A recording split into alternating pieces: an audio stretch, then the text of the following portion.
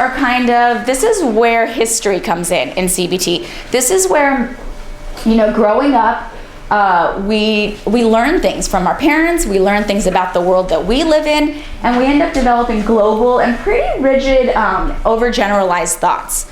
Thoughts like this include, I'm helpless and I'm unlovable. So they're pretty global, right? Not so specific. These are the hardest types of thoughts to change. Okay, they're kind of the most deep-seated levels of cognition.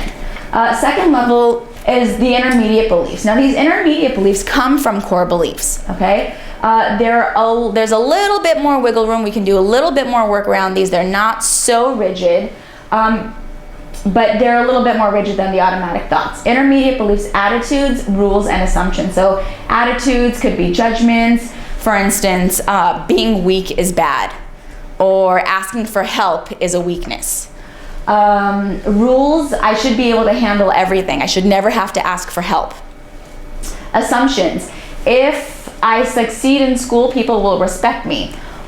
Usually with somebody with depression is, if I don't succeed in school, I'm a failure, something like that. And automatic thoughts. These are the thoughts that we experience immediately in response to a situation. Again, with the example of the person with social phobia.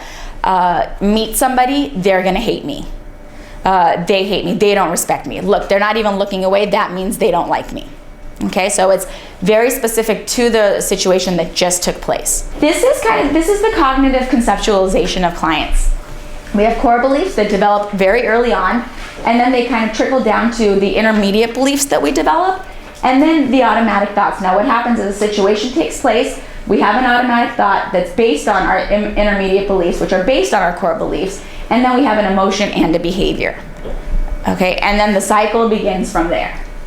Okay, that goes to the 3-circle diagram that we just had.